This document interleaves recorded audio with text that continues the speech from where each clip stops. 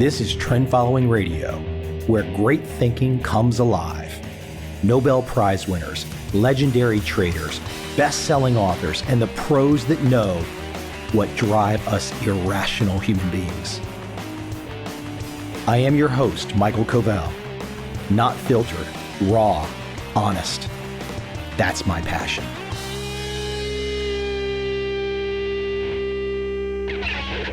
My guest today is Bent Flyvbjerg.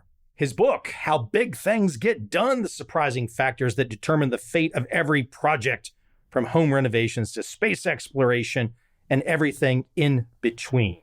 This is one of those cool conversations that you don't expect because there's so many elements of success embedded in his book.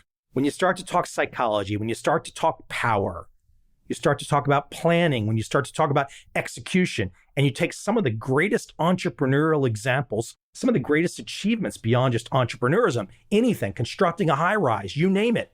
That's this conversation. How do you get big things done? If you want to know, stay tuned. I hope you enjoy this conversation with Bent Flyvbjerg.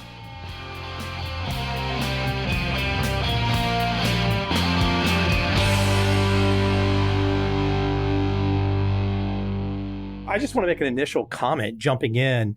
If I didn't know anything about you and I saw your book in the bookstores, he got Kahneman and Taleb to put an endorsement on that book. This guy must be okay. That's not an easy proposition, I know. That is true, but actually I've known both Kahneman and Taleb for decades, actually, and they have been very kind to be interested in my work, and obviously I'm interested in their work like everybody else. So I've had the opportunity, to bounce my ideas off them and get their feedback. They actually both agreed to be distinguished research scholars in my group here at Oxford for years. So we've had a real ongoing relation in that sense. I'll tell you a really quick, fun story. When I started this podcast 10 years ago, I wanted to deviate from the trading books that I had read and the trading guests, just getting stifling. I determined that I wanted to ask Daniel Kahneman on this podcast. And I had an in because he had shared the Nobel Prize with Vernon Smith. And Vernon Smith had appeared in a documentary film that I made. He asked Daniel, no reply. Then I interviewed Vernon, and then I asked him again 6 months later, and I included the link to Vernon's episode. And he wrote me back pretty fast. He's like, oh, I like that episode. I'll come on your show. Once Daniel appeared, it was quite easy to ask other people, because then they're like, oh, he might be okay. I just want to say about Kahneman indeedness, they are really helpful. They're genuinely interested in what you do if they take an interest in you, and they are very giving in the sense that they get into the subject matter and in a non-superficial way. And once they take you serious, they really give you feedback that is useful. Yeah, no doubt. I was talking about Daniel, but my gosh, if there could be one person, I think, even though I've not met him and not spoke to him, but one person that has probably made me think more in the last 10 years than Nassim Taleb. I mean, he just forces you to think, whether one disagrees or agrees, and I agree most of the time, but he really forces the thinking. He does. And I think that they both have that ability. I don't think most people with what I'm about to say would recognize this as a truth, that there is a connection to the development of a place like Singapore and somebody out there remodeling their bathroom, meaning the achievement of either of those goals, the development of Singapore since the 1960s or somebody remodeling their bathroom. There's a lot going on there that connects that we people that have not studied the subject as much as you might not realize. Fair assessment? Absolutely. Why don't I let you break that apart? Because I think one of the things that I take from your work initially, which really gets you into the thinking process here, is this thinking fast, acting slow versus thinking slow, acting fast. Why don't I let you put your professorial hat on first day of class and give me, my audience, a little bit of education? Unpack that some. Well, first, the things as different as developing Singapore and renovating your kitchen or bathroom, that they would have anything in common. That's something that really stunned us when we started branching into different project types, both really different substantively. You wouldn't expect necessarily an opera house and an IT system to have much in common, just like you wouldn't expect the development of Singapore and the development of your bathroom to have much in common. And this struck us that there are such commonalities no matter what kind of projects we looked at. The commonalities are much more striking than the differences. So I'm not saying there are no differences, because there are, of course. It's not like everything is the same. But actually, the commonalities are much more striking. It's not surprising once you get your head around it. This is all done by human beings. Whether you're developing Singapore or your bathroom or kitchen, it's done by human beings. Whatever characteristics we have in what we are doing and how we think about things and how we do things, that's going to be present in both cases and in all the different cases where we see projects. And we identify psychology is one major thing. So we carry the same psychology around no matter where we are on the planet and no matter what we do on the planet, no matter which kind of projects that we are doing. And that psychology impacts manifestly what we are doing. And that's basically what we read in the projects. And that's why they look alike. That's why the commonalities are more common than the differences. So one is psychology and the other is power. So psychology and power are two things that you'll find anywhere where there are humans. Power is related to competing for resources, jockeying for position within an organization, trying to get your project approved, making sure that it's your project that gets funded and gets approval. Whereas psychology is cognitive biases. We are very optimistic. We see the future through rose-colored glasses. And these things about psychology and power, we bring everywhere. And that's why things look alike when you look at them as we do.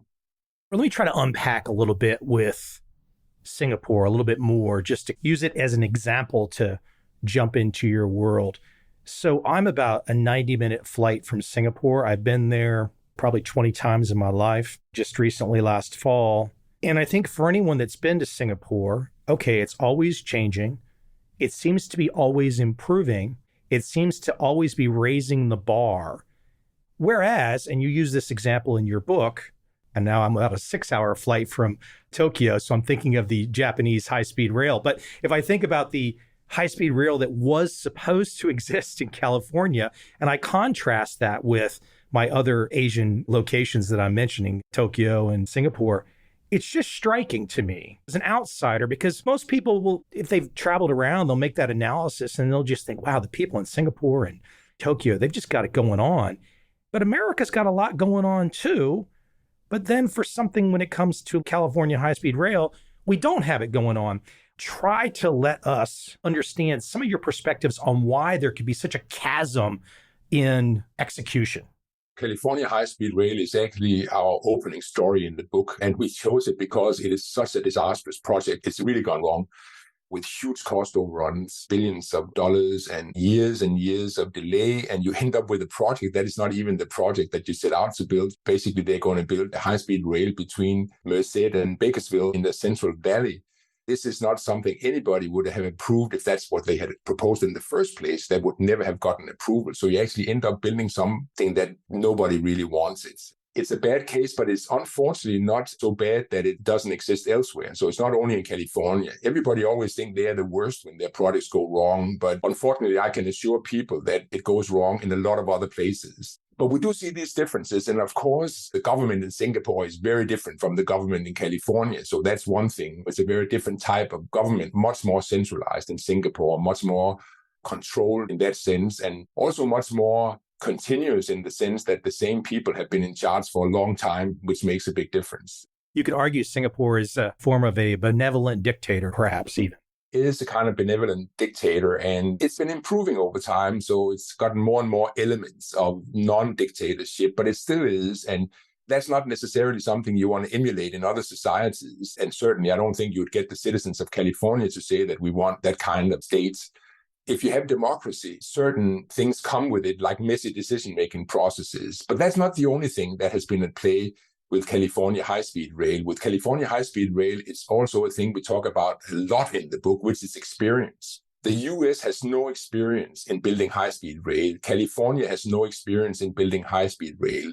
Nevertheless, they decide they want to do it themselves instead of hiring in experts from outside the United States. That's a huge mistake. So you want the people that are the most experienced if you want to be successful with the project. Of course, it's much better politics to have locals do it, because then you can say you're creating local jobs and so on, which you'd be doing anyway if you're bringing in experts from abroad. But nevertheless, it sounds good. And politicians, of course, they like that. But it's a big mistake because you end up wasting huge sums of taxpayers' money, which is what's happening in California. Wasting the money to learn. Well, I'm not even sure there's any learning here because I don't see that the lessons from California high-speed rail are going to be used for anything useful. Building another high-speed rail line in California or in the US, actually. It looks more like they hit a wall and now they're just trying to get out of it in a way where it looks like they built something. But it would actually be better if they'd never started the place they are today. Excuse me if I missed this, but did they attempt to bring in, for example, Japanese experts that had done this? Or are you saying that would be a bad thing or a good thing to bring in the Japanese experts? It would be a good thing to bring in Japanese or French experts. So the French and the Japanese and the Chinese are the ones with the most experience in building high-speed rail. And you should have brought in somebody like that, and they didn't. Actually, the SNCF, the French rail company, they were camping out in California for a long time, made an office there, tried to get in on the job and so on, offered the expertise and so on, but they were never let in. So it's not like for lack of the experts trying to help with California high-speed rail, they were not allowed to help. It is so fascinating because I can think of another example in your book. And if we just want to stay in America for a moment, back to the 20s, early 30s, and the Empire State Building goes up in what? Approximately a year, 18 months, something like that. There's this can-do spirit, make it happen. Whereas it seems like perhaps today, when you get so many people involved in a, quote, democratic process, and as you mentioned, creating jobs, whatever that might mean exactly, then you don't get things done. There's a lot of reasons why things don't get done, but this starts to become one of the commonalities across your work. If people want to get something done, you got to bring the best in. You got to consult with the best. And I guess if you're not willing to do that, then it starts to already open up a can of worms on where things can go wrong. That is true, but it's not like we can't do projects successfully anymore. Actually, in New York, there's another skyscraper that was done just recently that was very successful, just like the Empire State Building. That's 8 Spruce Street, a skyscraper designed by Frank Gehry. The one that the facade is looking like billowing cloth. It's really beautiful, and it's got acknowledged the most outstanding skyscraper in New York City since maybe not all the way back to the Empire State Building, but something like that. And it was built on budget. It was built on time.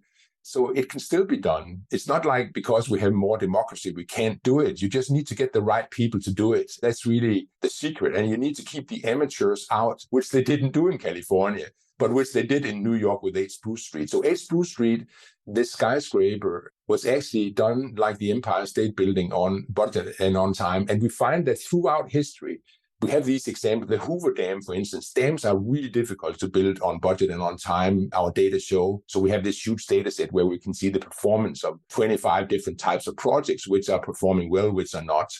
And dams is one of the worst performing project types. But nevertheless, Hoover Dam was actually built on budget and on time, actually faster. So throughout history and all around the world, we have these examples of successes, but they're in the minority consistently across history. We have data for almost 100 years. And throughout this period, you have these success stories, but they're in a very small minority. And then you have this huge bulk of projects that go very wrong and disastrously wrong sometimes. To go to your subtitle for a moment, the surprising factors that determine the fate of every project. I'm assuming that while not everyone has read this book yet, let's say people are familiar with your work or other work like your work, it seems like there's probably a significant number of people that, no matter what, get some benefit or some advantage from the project going south, from the project not happening as it should. It seems like there's always going to be people and operations out there that maybe they don't want the success. Success to them is what happened in California. Since we are talking psychology here, I mean, sometimes people win by losing.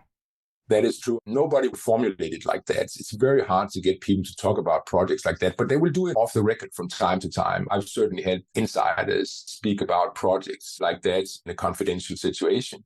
And unfortunately, it is a business model to deliver underperforming projects. Even if you're delivering something that goes way over budget, that could actually mean that you're making much more money because the budget is increasing. IT is a terrible example of that. For a long time, IT has been the wild, wild west that clients didn't know what they were buying, and the vendors could really benefit from that situation. They could basically sell the clients anything because nobody really understood what they were buying. So that's the type of situation that you're talking about, where you have a situation where people can actually profit from delivering things that are low quality or way too expensive. One of the things that I love in your book, your work, your thinking, is this idea of thinking right to left. And I was just in the Washington, D.C. area for almost a month. You've got this cool story in your book about the Pentagon and how that ultimately came to be. But I was thinking, as I was going through your world, your work, if today, whatever today is, was tasked with creating Washington, D.C. and that ubiquitous, famous layout of the mall, it would not have happened. But on the flip side, I think what's so amazing about the mall in Washington, D.C. is somebody had to come up with that idea. What are all the steps that it takes to get to that goal? That's a good example of thinking right to left. And we have picked the brains of people who are successful at this. So we don't just look at the failures, obviously. We look at both failure and successes. And it's very important to learn from the successes. And one of the things that we found from the people who know how to deliver projects successfully is that they do exactly what you're describing for Washington, D.C.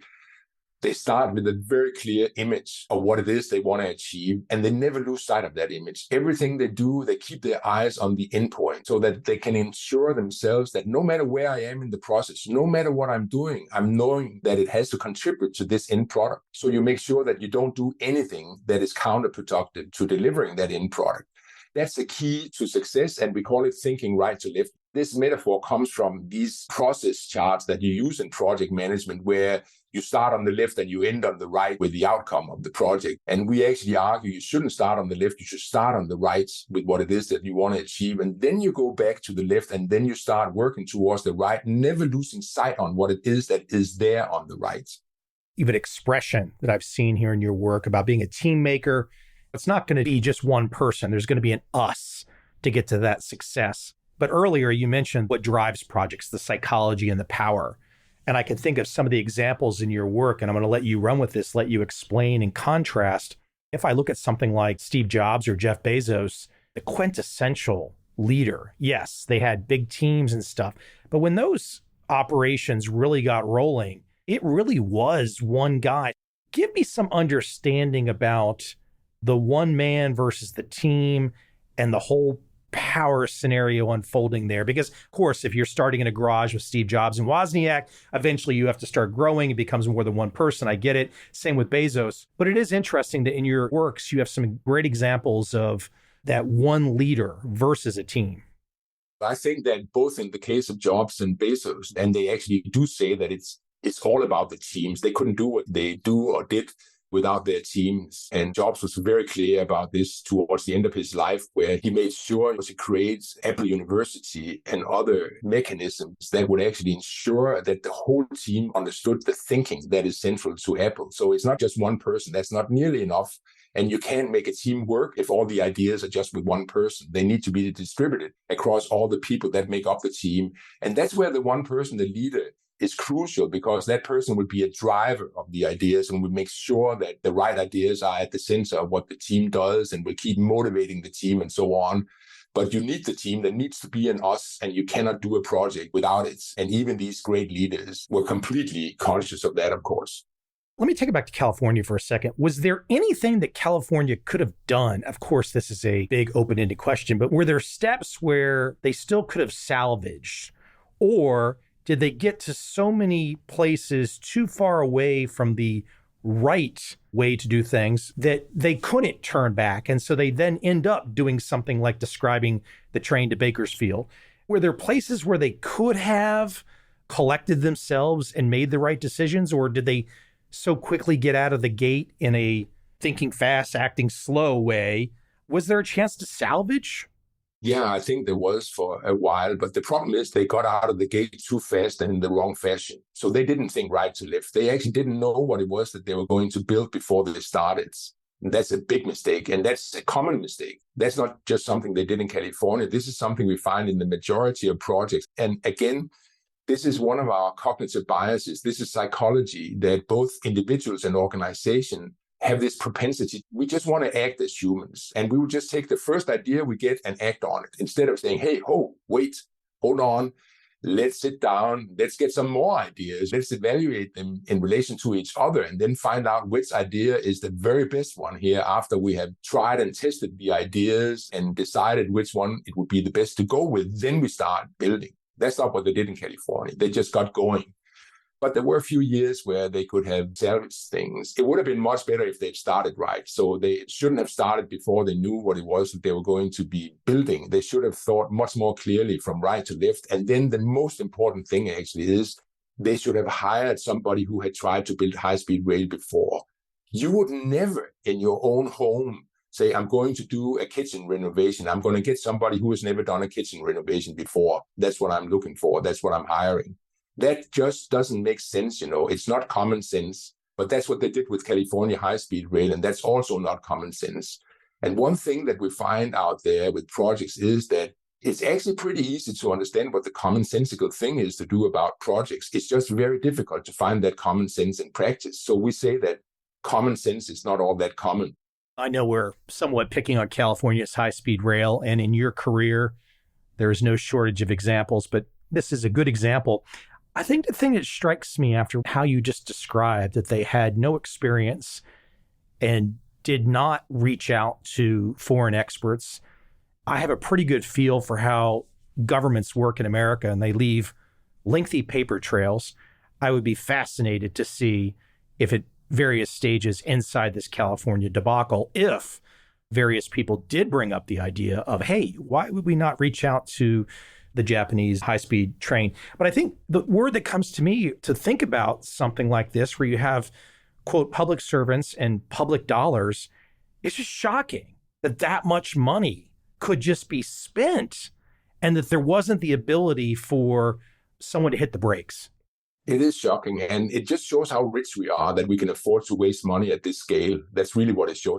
Some people say we need to build big projects in order to get rich as a country. And I'm saying, that's not the way it works. You start building these projects when you are rich because you lose so much money on them. You have to be rich before you build them or you'd go bankrupt. California is one of the richest economies in the world. Just as a state, it doesn't even have to consider it as part of the United States. Just the state itself is one of the richest economies in the world compared to other nations. So they can afford this, unfortunately, which means that there's not enough discipline to stop it from happening. But I want to emphasize that, like you said, we're talking a lot about California high-speed rail. That's only about 2 or 3 pages in the book. So it's a very important example because it's striking and it illustrates some very principled things like what it is that goes wrong when multi-billion projects go wrong.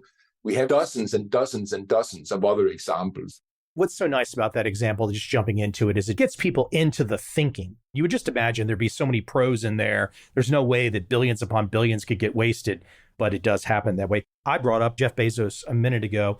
What did you take away when you dive into the world of a Jeff Bezos? And I remember putting up a website for the first time in 1996. And this guy, right around that time frame, 94, 95, was selling books, and it was a very rudimentary site, but I think I was buying books pretty quickly off Amazon. But what did you take away from how he got his big thing done? Was there any unique way that he proceeded, or did it just come back to the common principles that you see across all big projects that get done?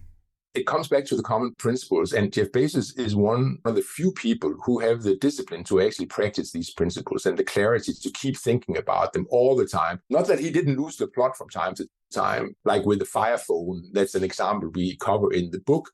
He forgot to think right to left. He just got fascinated by this thing, 3-dimensional screen. You could wave your hands in front of the screen and that would actually tell the phone what to do. And he thought that was such a great technology that people must want it, but without actually investigating whether they did. And it totally bombed. They spent hundreds of millions of dollars on this waste. They couldn't even give the phone away in the end. So that's an example of Bezos going wrong, but it's an exception. He usually had the discipline to think right to left and really institutionalize that kind of thinking within Amazon. They have a practice where they actually have to write a press release about a product as if it's finished before they even start doing it. So they have to imagine, what is this going to look like the day we launch this product? What are the key selling points? How are we going to explain this to the public that they should buy this product? And this is something they do before they even decide to go ahead with the product. So that's a very clear example of thinking right to left, where you actually institutionalize it in a method.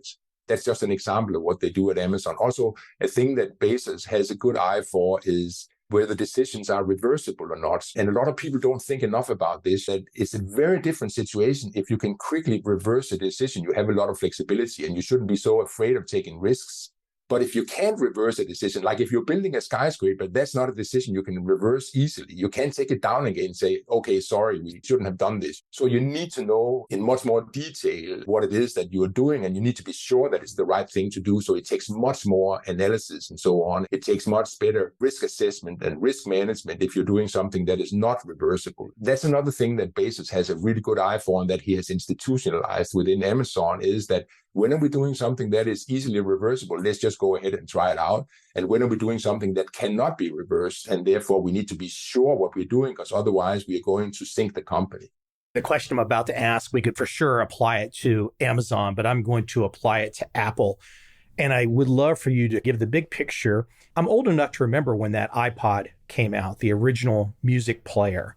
Man, that thing just took the world by storm. But that went from essentially, and you can correct me if I'm wrong, one person to product release in 11 months. How did Jobs get everybody rowing in the right direction? How did that happen? I mean, this was not a tiny company at the time. There was a lot of employees. How did he spin that on a dime? How did he get everybody going in the right direction on something that became, they probably knew this while they were in the middle of it, that was going to be so pivotal to the future success of the company?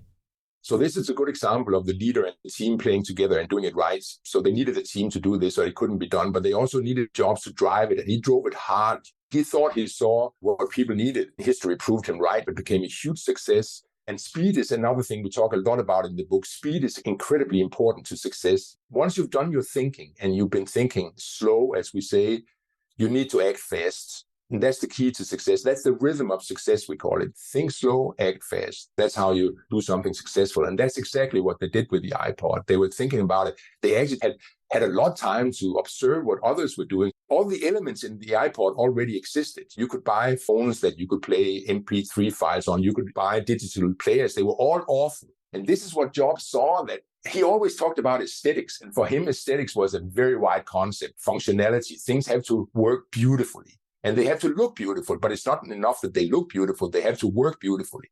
So he imposed this aesthetic on all this crap that was out there in digital MP3 players. And he worked with John Ive, as far as I remember, to figure out the design and how do we make it look beautiful. They had this wheel in the middle of the iPod that you would rotate and it would scroll you through the songs, called the scroll wheel. I remember when I got my first iPod, and I really thought it was a mini piece of art. And that's exactly the way Apple liked to do things at the time.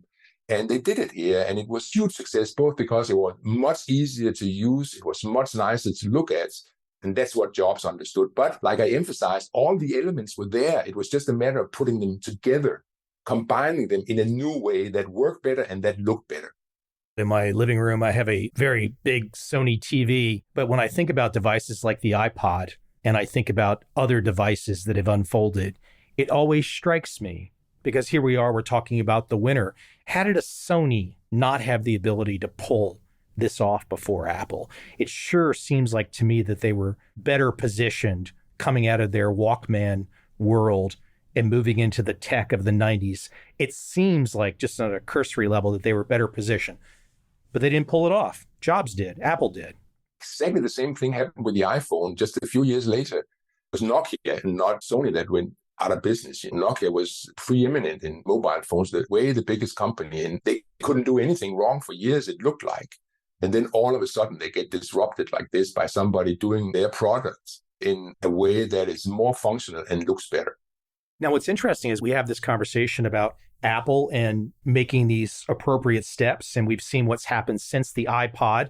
If I look around my office, I've got too many Apple products, but I also realize that the Apple product lines look pretty consistent for a long time. It feels like we're open to disruption at some point in time. I don't know what it's going to be, but there's not a lot of novel coming out of Apple, not the novel that I was seeing for such a long period of time. It seems like now I'm just buying a brighter screen and perhaps more memory, and maybe it's a little faster, but maybe that's just what it is for that particular product line. Yeah, that's the way it is now, incremental innovation. And we won't know what's going to disrupt this until it's there. You remember when you saw the iPod the first time and you knew this was a disrupted product. I remember when a colleague of mine at a dinner showed me the iPhone, the very first time I saw an iPhone, and I realized just by looking at it and touching it, I knew this is a revolutionary product. I compared it to the phone that I had in my pocket when I knew the phone in my pocket was going. You steal from, I think it's Rumsfeld, you're stealing a little bit from the mastering the unknown unknowns. He's got that line that he uses. It's a little more complicated than that one. We can go into Taleb's world a little bit with the concept of a black swan. This can really be difficult for people to sit down and imagine all of the things that possibly could go wrong.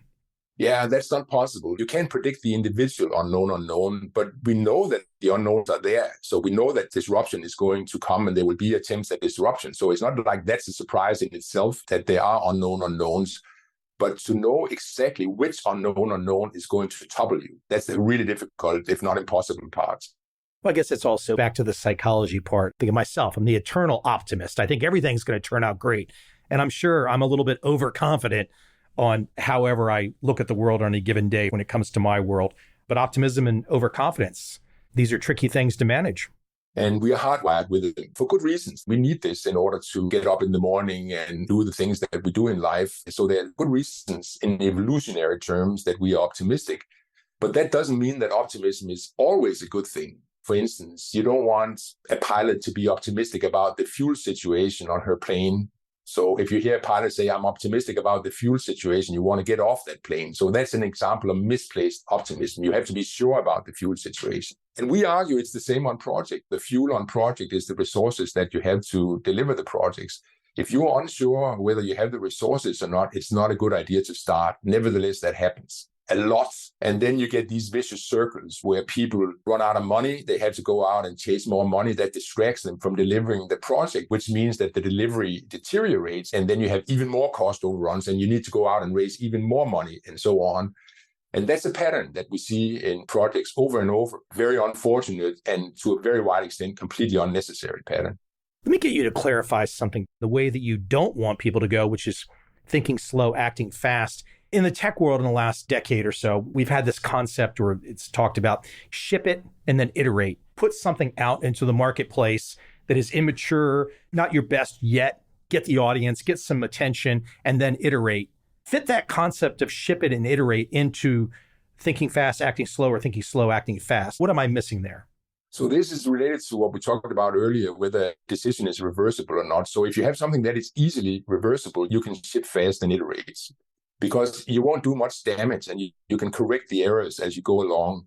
But if you have something that is not reversible, if you're building a skyscraper, you're building a new jumbo jet or something, you can't just put a plane out there without meeting all the safety regulations and so on, and then say, if it doesn't fly, let's iterate. Or if the skyscraper doesn't stand, let's iterate. It doesn't work for those kinds of very big, very expensive projects.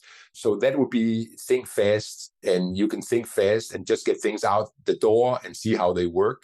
That's also called the minimum viable product approach. You make a minimum viable product and you just ship it and see what happens. And then you improve on that minimum viable project. So that works for these reversible, small, incremental things. And startups are using this a lot. And software is very well suited for this approach because software can be done in that fashion. And software is not material, it's code. But for these other projects where you can do it, where it's a big lumpy project like the skyscraper and plane that I talked about earlier, you need a completely different approach. You need what we call a maximum virtual product. Not minimum viable product, but a maximum virtual product. You actually need to build your product virtually before you build it in reality. So you build it on a computer or with models or whatever it is. And we study this in detail in the book. So we have two preeminent examples that I love in the book, and that is Pixar and Frank Gehry's architectural practice. This is the way Pixar does it. You can't do a Pixar movie and then say, let's ship and iterate. Let's just put this movie in the theaters and see what the audience think, and then we'll improve it if they don't like it. That's the way software engineers think. You can't think like that with a movie. That's self-evident. So you actually need to have thought everything through. And if you want to have a success rate like Pixar has, which is basically they've only done blockbusters, no other Hollywood studio has ever done that, which is why we got interested in them. We asked ourselves, how on earth can you do something like that when for more than 100 years, Hollywood studios have tried to do successful films one after another, and they never succeeded. Now you have this startup doing animation, and they do it. What is it that they do? Well, this is the secret. They do a maximum virtual product every time, which means that they are building the films virtually before they shoot them in reality. They go through specifically 8-9 iterations. So they iterate, test, improve, iterate, test, improve, iterate, test, improve. They build a learning process where they get better and better through each iteration. And then they end up with the products that we see, very, very successful movies that are making hundreds of millions of dollars. Frank Gehry does the same with buildings. He's building his buildings on computers through simulation before he builds them in reality.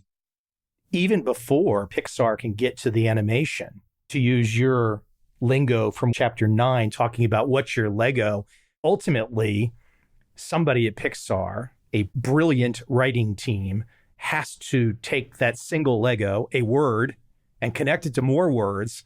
And before they can even get to the animation, there has to be this script that everybody can believe in.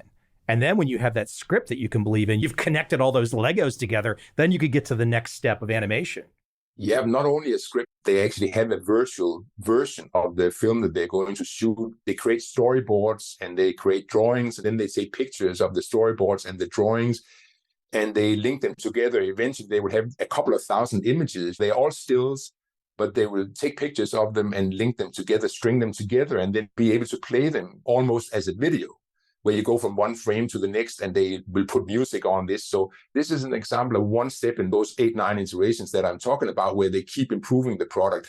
And they actually start out just with an idea. So we picked the brains of Ed Catmull, the former CEO at Pixar, and Pete Docter, the creative director at Pixar, about how is it that you do this. And Pete Docter explained when he starts a movie, he just has an idea. I have an idea. I want to make a film about a grumpy old man. I have the intuition that it would be a good idea. It could be a good film to do something about a grumpy old man, or much more absurd, a rat that likes to cook, ratatouille.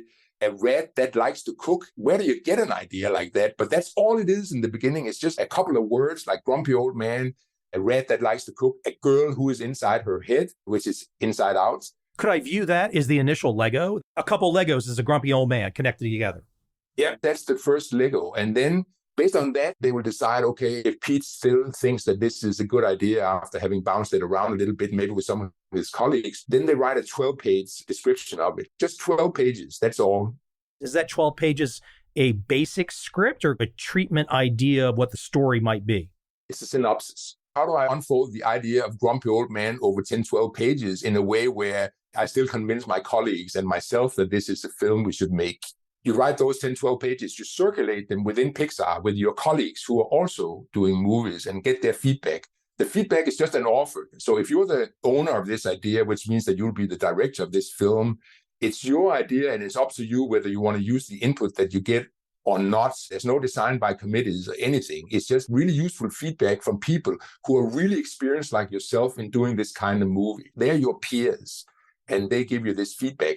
Then you take that feedback, use whatever you like of it, and you rewrite the 12 pages and they become a bit longer. And eventually there will be more than 100 pages of a script. And then they start the storyboarding and bringing together of the images on the storyboards and so on and so forth. And then only when you get out to the 8th iteration do they actually decide whether to shoot the film or not. And usually if you've gotten that far, you decide to shoot the film. And only then do they bring in the heavy and very expensive machinery, the real computers to animate what's happening, hiring the famous actors that are going to do the voiceovers and hiring people to write the score.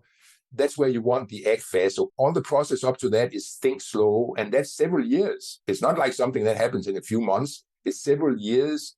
A few months, you can noodle around with the idea of a grumpy old man. You can do that for a few months. But once you get to that stage where you have the final scripts, you know exactly what you're doing because you have simulated it over and over. You know your colleagues love this. You know you love it. And you really believe that this is going to be another blockbuster.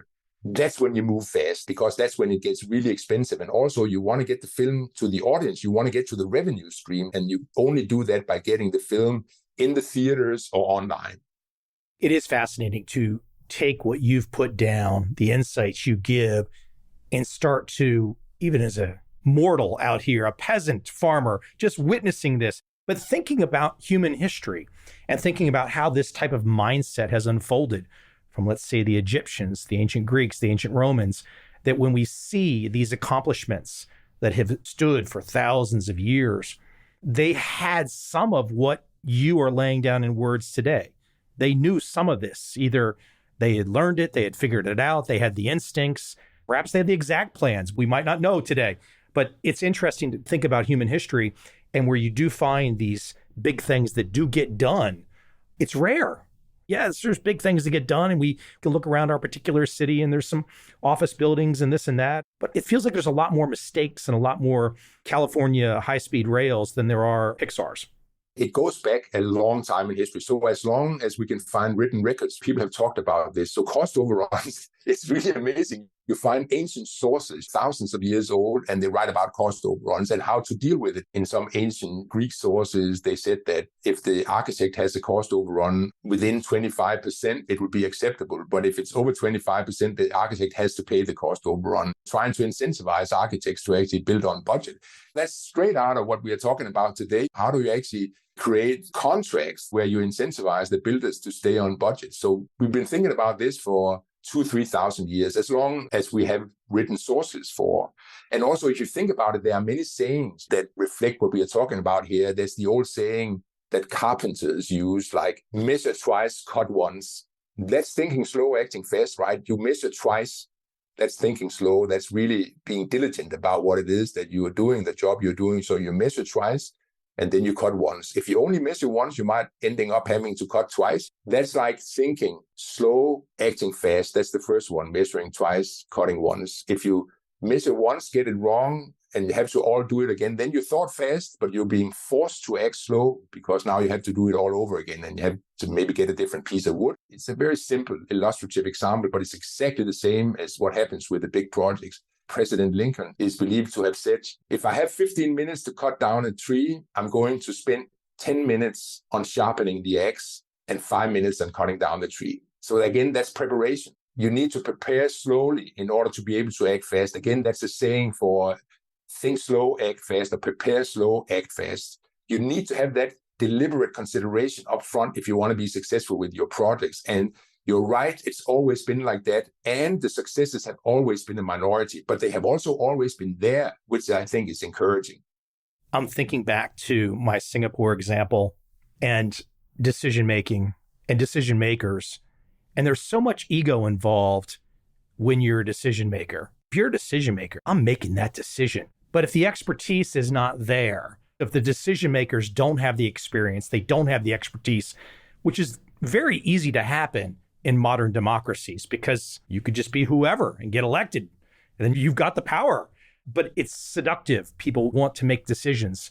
But you lay out a great scenario that making decisions without the understanding, without the expertise, without the experience, we can predict in a way what might happen, or at least we can put some probabilities on what might happen.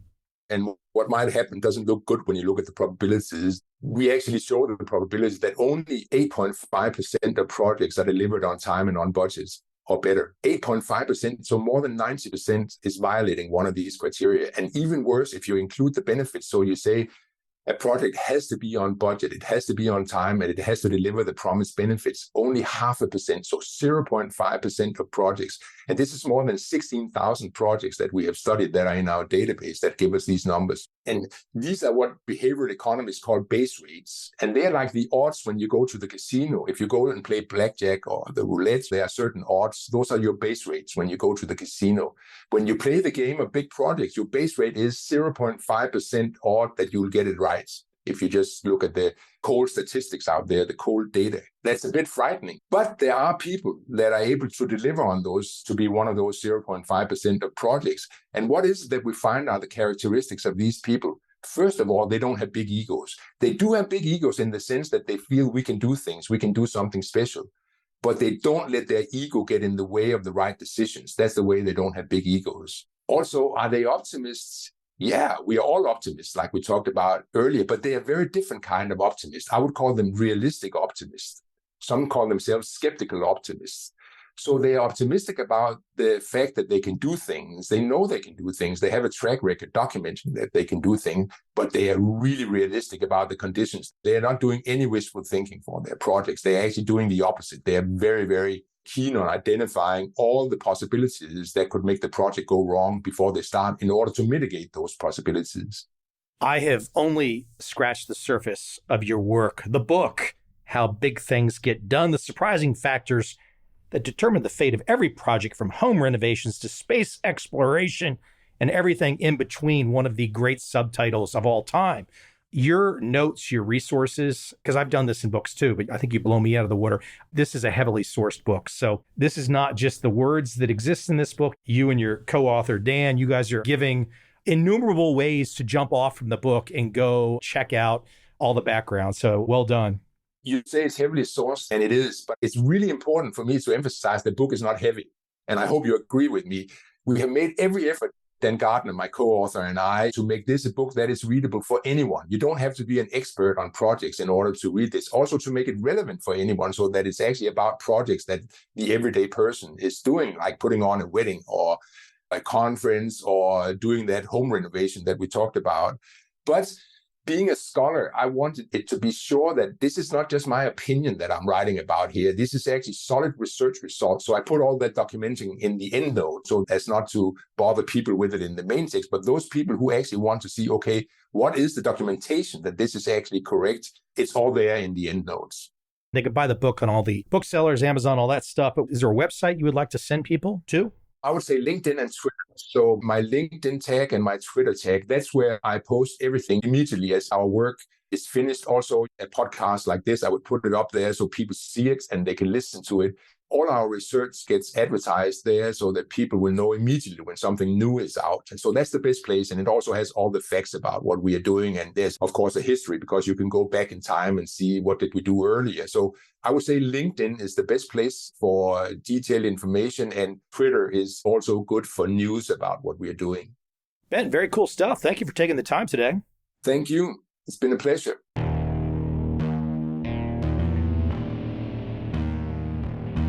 I see a time when those awake will understand how to make money in up, down, and surprise markets.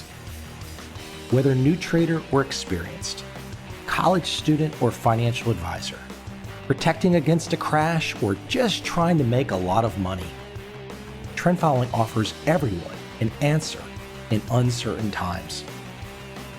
To get started immediately, send me an email, michael@covel.com. I will send you the right trend following steps to take along with my free video. But if you want to buy and hold, trust the government and trust Wall Street, this is absolutely not for you.